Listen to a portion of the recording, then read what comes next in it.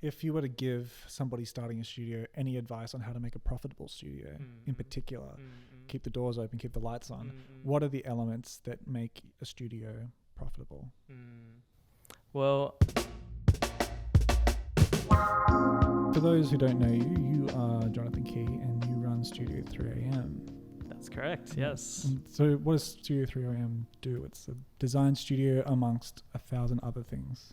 Yeah, so Studio 3am, founded 5 years ago. We're a creative agency specializing in art direction, branding, motion, animation, anything creative really. And yeah, it's been a wild journey ever since it began. And for you, when you started the agency, how did you go from obviously being a working designer to being an agency owner? How did that jump occur for you? Well, if I'm being completely honest, I guess I didn't have a direct goal to start a studio of 7 and then grow it from, to what it is right now.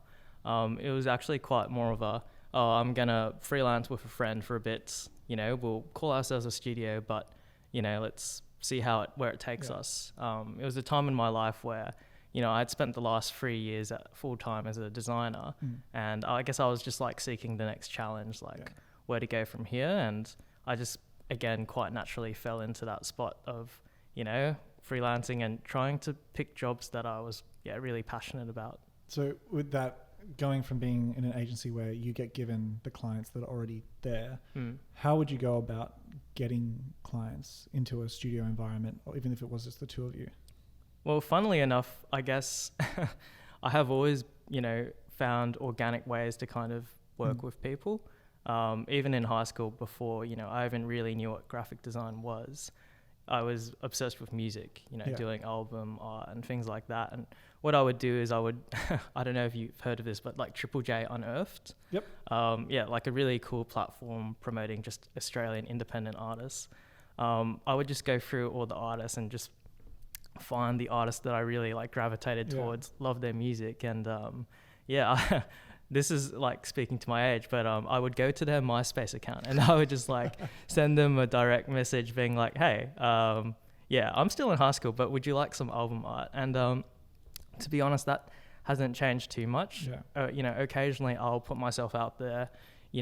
It's not Triple J Unearthed these days. It might be a LinkedIn, it might be a news article that inspires me, and that would make me go out there and just find their contact details and just send them a message. And, sometimes something will come of it and other times nothing will. But, truly it is just a case of what am I passionate about? Who do I think is doing cool things? And where do I think we should put our time and, love, I notice a lot of the clients that you work with really long term. It's not just one project. You seem to be their partner in a lot of things over a long period of time. How do you build those sorts of relationships in your business? Obviously there's standards to hit and delivering good work, and I know that Studio 3am delivers really, really high quality work, and that's a big part of it. But what are the other things that you do that are sort of, they're not on the invoice at the end of it, that you get absolutely the relationship going from there? I think it's pretty early on, even when we have a new client or how they come on board to work with us. I make it really clear at the beginning that, look, we are a business, we need to make a profit, but I make it very clear that I'm interested in a partnership to make, not only great work that, obviously makes a profit for the end purpose, whether that be, a musician, a big electronics brand or a car brand. But something that pushes the boundaries artistically and, we can be proud of this. I think life's too short to kind of do work just to do it. I'm really interested in how do we push this brief?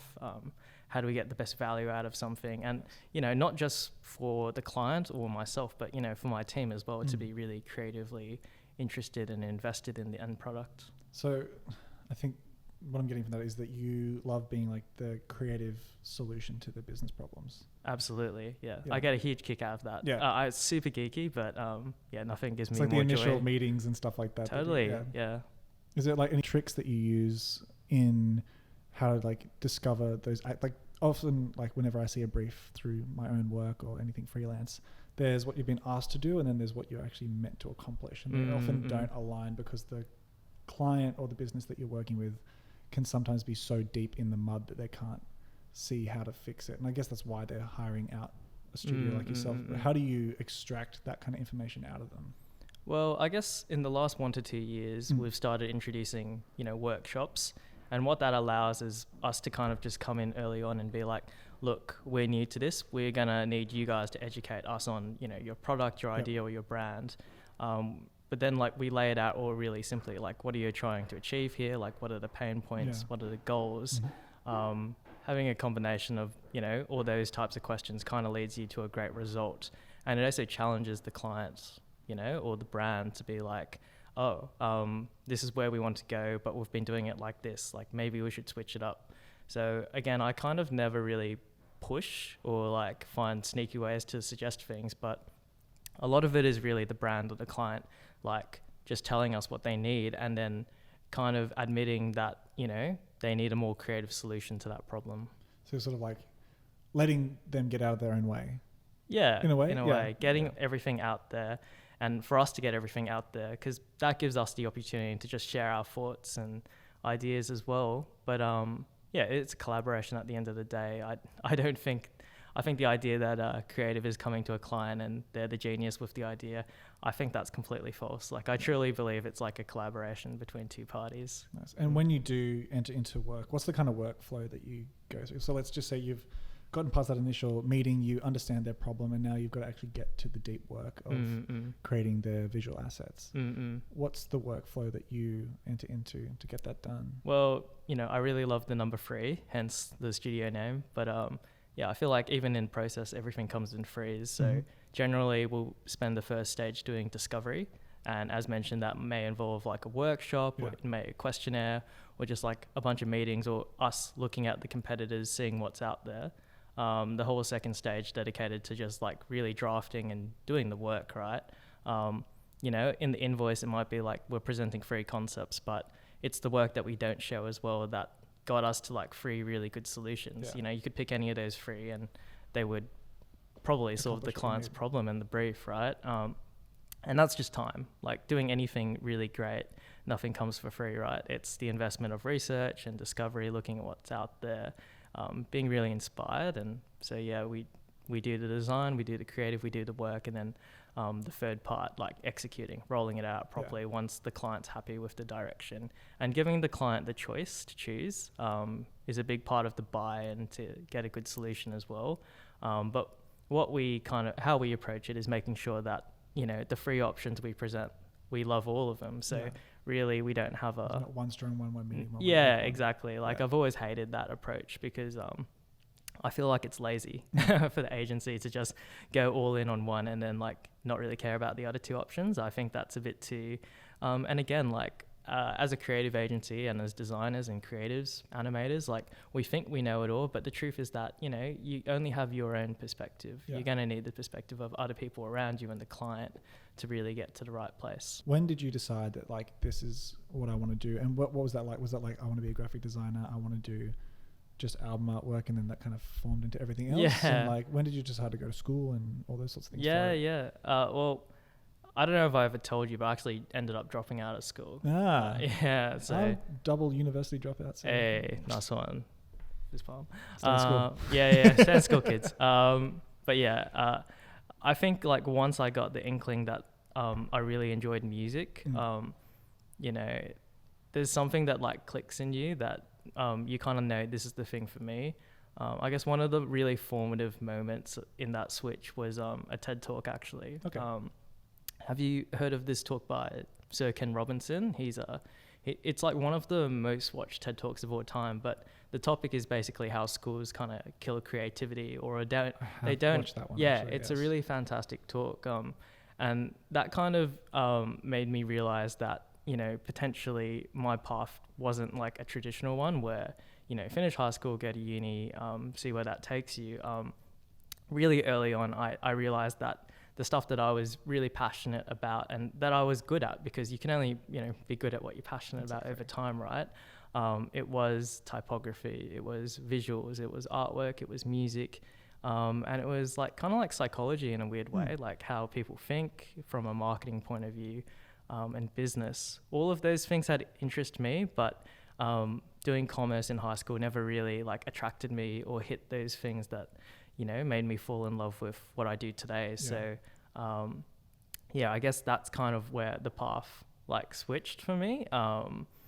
I spent a lot of time doing album art, and progressively, like, from that discovered what graphic design was. I mean, we take it for granted now. Everyone knows what graphic design is. You know, design is so, you know, like held up so highly. But that's because of Apple, I guess, you know, back in the 2000s or 90s. The first people to market design as a feature of a product. Exactly. And people have different perspectives on how that should work. But ultimately, like design, like everyone knows what a font is now, right? Going into running a business, how do you find having staff has changed how your approach to creativity? Because obviously it's not just you behind the computer making things now, you're managing the creativity of creative people. Yeah. How has that changed or informed how you do your own work now? Absolutely.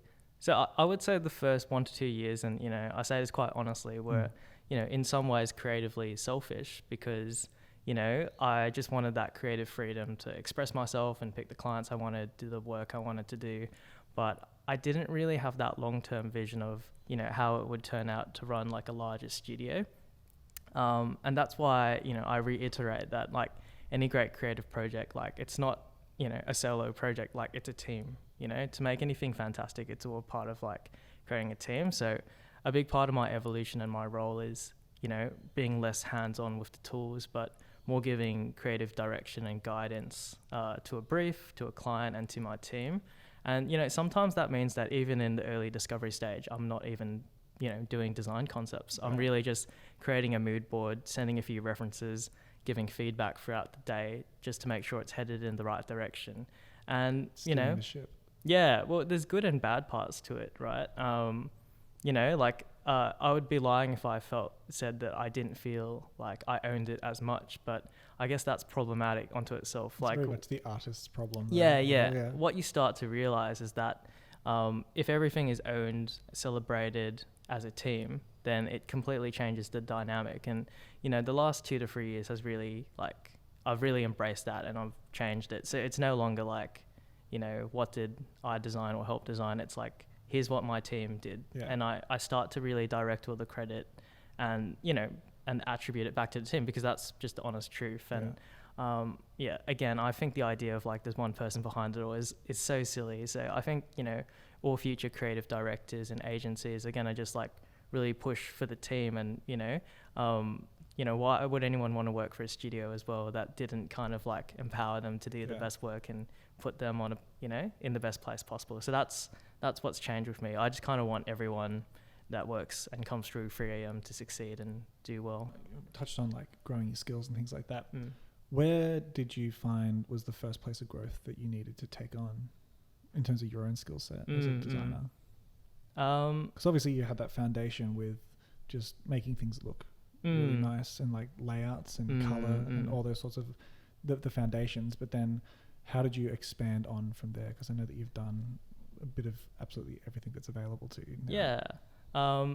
I think I mean, you know me, I'm quite geeky. So quite organically, I get drawn to a new medium or a new discipline, whether it be like animation or like 3D illustration, and I'll want to learn it or at least understand it. Like the obsession? Yeah, I might be terrible at it, but I think as a creative director, I feel like I wouldn't be doing my job if I didn't at least know the vernacular or how to communicate what I want to someone on my team. So, you know, I've always thought that, and I figured out pretty early on that if I wanted to become a good creative director, I would have to kind of put my hand in a little bit of each discipline. Be on top of it all. Yeah, exactly. But also just give everyone the space to do what they're great at and specialize in.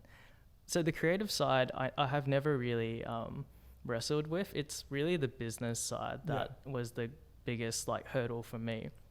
You know, I'd spent all this time and all these years like investing in my craft to be like a really good creative. And then that jump to starting a studio, it's like, wow, I know absolutely nothing and I am like absolutely terrible. Like I can be completely honest, like the first few years, like shambles, you know, but, you know, I also don't regret it. I think like with business, especially, you're going to fail anyway. Even if you got all the right advice and tried to do all the right things, I think you're going to make mistakes. Yeah. So I can just kind of be happy that, you know, luck worked out for the best and I got enough second chances to do it the right way. You know, the first few years, would I have done things differently? Like, of course. Yeah. But yeah, right now, like, we're headed in a really great direction, looking for B Corp certification, if you know what that is. And yeah, for people who don't know what it is, what is B Corp certification? So B Corp certification, basically it's this idea that businesses aren't just built for a profit, but they're built for a purpose as well. And that's all nice to say and all, but what's great about it is that it forces the company to like put a bunch of policies in place to make sure that even if this company got sold off in the future by something else, that it would always remain like something built for good. And that's something I'm really passionate about. You know, I don't want to invest all this time making this great business and then, let's say, 20 years down the track. It's like having an ethics code built in. Exactly. Yeah. It's really important to me, but I also think it's really important for everyone working here as well.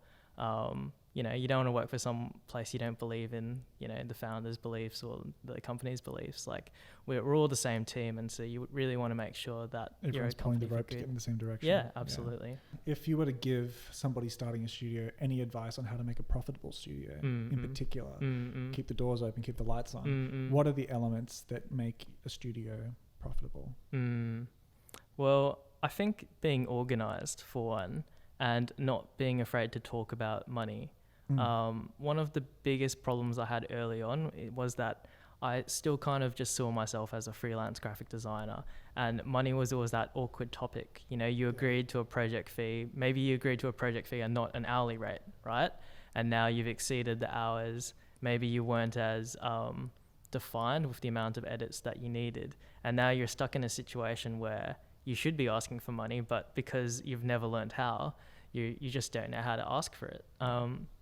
That kind of took a lot of like a few years and a lot of books. Getting screwed over a couple of times. Yeah, getting screwed over.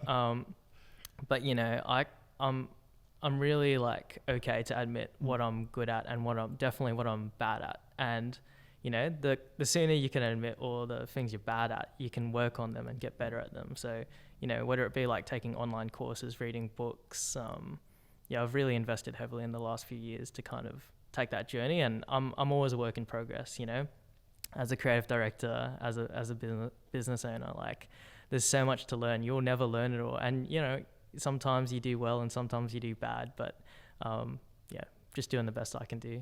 Yeah. Where does the artist come forward, and then where does the artist go back and the businessman comes forward? Like, where do those two elements push and pull on the daily basis? Yeah. So once upon a time, if I had to weight myself, I would try to be like a 50-50. And the more the business has grown, I've realized that's not going to work out. And, you know, these days I'd think it'd be more like a 80% business and 20% artistic creative director. You know, I'm really quite comfortable these days, like embracing that role. And I'm kind of finding that the business side can be as creative, you know, in a way, especially to get a good solution, because you have to push the client or the brand in the right direction in order to get a great creative solution. Yeah. So in many ways, it's kind of like you're batting for your team in a way, and like trying to get wins and push great ideas across. Yeah, that's kind of where I'd place it at the moment. Something that's a bit more of a personal question for you, it probably leads towards like tips and tricks for other people, but how do you refresh your creativity? What are the things that you do that aren't necessarily for the agency, but are for you to feel like you're refreshed and that you're feeling creative again? Yeah, that's a really beautiful, meaningful question for me now, as I kind of that 20%. Yeah, that ratio starts to change. You know, you start to miss being hands-on, you know.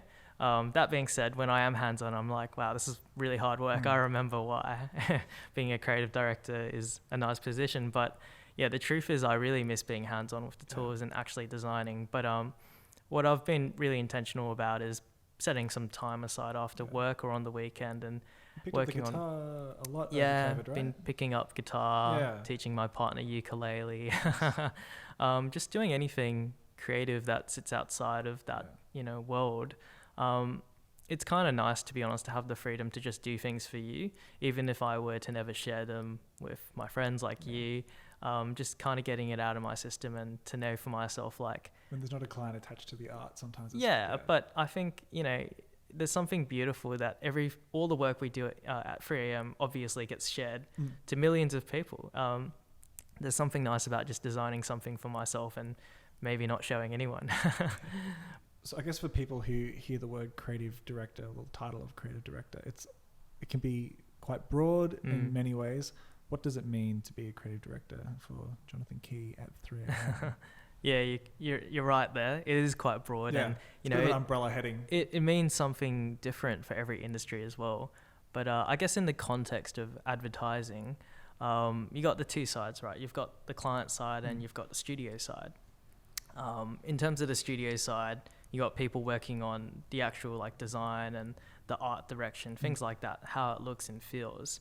But in order to kind of bridge the gap between the client side and the design side, you're going to have someone communicate with the client, not just understand, what visual goals you're trying to solve, but what business goals they're trying to solve as well. So you get the bird's eye view of the whole thing, exactly, rather than just like the specialized sections. Exactly. And what this does is it gives the designers and the art directors the freedom to kind of go wild, do amazing creative, and then I can just come in and just make sure it's on the right route, that the strategy and the business goals are deeply embedded with every decision. Again, like design, if you got a talented team, of course it's going to look fantastic, right? Yeah. But is it going to look fantastic and also help solve A, B, C problem? Yeah. That's the challenge. challenge. Just making things pretty. Exactly. Yeah. Again, a lot of it is that having that bird's eye perspective of an entire project. I remember as a designer, I would get really frustrated because I would be like, oh, but this looks better. Like I've been working on this for a whole day. I know for a fact this looks better. But unfortunately for designers, it's not always a case of what looks better, but what's going to get the best result for the bigger picture. Whether that be a bigger picture for a system, for the brand strategy, or sometimes like a brand just wants to be a little more conservative, and that's completely okay as well. So it's an interesting obstacle, but like I guess creative direction is seeing that client side and the creative side and bringing those two components together. So there's a large element of project management in there as well. Yeah, a little bit. These days we brought on a studio manager, nice. The lovely Ria, who's making everything just like seamless, smooth, nice and clean, not like before. Once upon a time I was managing the projects, but I guess these days I get to focus a little bit more on like the creative feedback, making sure I'm giving direction so that everything is heading towards the same points and not like disparate, messy map. Sydney has, again, a lot of creative pockets around the place. What would you say from your personal perspective is the future of creativity in Sydney? Yeah, well, I think, if we compare ourselves to maybe other cities around the world, we're a little more insular, and we have our own circles, our little cliques, and, like you have a group, but are those groups connecting with other groups? Maybe not. Yeah.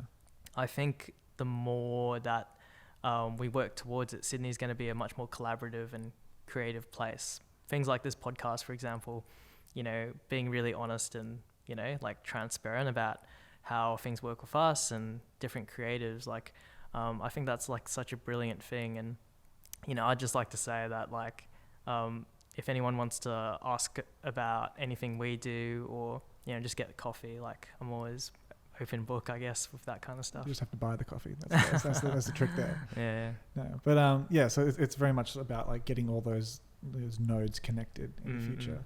How would you see that happening? Well, there's a really great event called the Design Kids, originally intended for graduates or students studying design. University focused? Yeah, but I guess the brand has evolved to just become something if you're into creativity. You can attend these for advertising called Young Bloods as well. Yeah, Young Bloods. Yeah. That's great as well.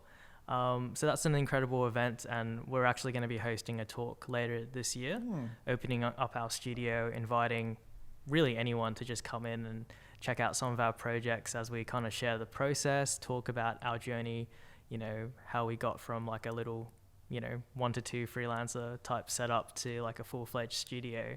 I think there's a real beauty in like getting rid of all the smoke and mirrors and just like sharing that knowledge. And then it's, I have no problem sharing that knowledge. It's going to make us stronger, right? It's going to make the future of the Sydney design scene better. Funny, it doesn't matter who I've had on the podcast yet, whether they be dancers, photographers, musicians, whatever. It always comes back to that there's enough of the pie to go around for everyone. Yeah, absolutely. And it's funny how you see certain people really hold on to their little corner and go, don't touch my pie. But then there's other people, have a slice, come sit with me. And then you end up enjoying the experience of your work even more when you share the pie. That's my pie analogy that randomly slipped out there, but I love a good pie analogy. Yeah. All good. But it's funny sort of witnessing through different perspectives how Sydney in particular is so, I guess, noded out into different pockets of areas, but then there's crossovers happen every so often, and when they do, it's really great. So it'd be interesting to see how that could happen more and more in the future. Well, thank you so much for coming on and chatting all things creativity and design. Appreciate it, man. Thanks for having me. Man. Hey, and thanks for sticking around to the end of this episode of Create Creative Creatives. Thank you to Jonathan for jumping on the podcast and chatting all things design. If you feel like checking out Studio 3am and all the great work that they do, there's a link below in the description for you to do just that. If you missed our previous episode, we had Vienna Marie talking all things about manifesting creativity and mental health for creatives. Until next time, I'm Hayden Buchanan, and this has been Create Creative Creatives. I'll see you next Tuesday.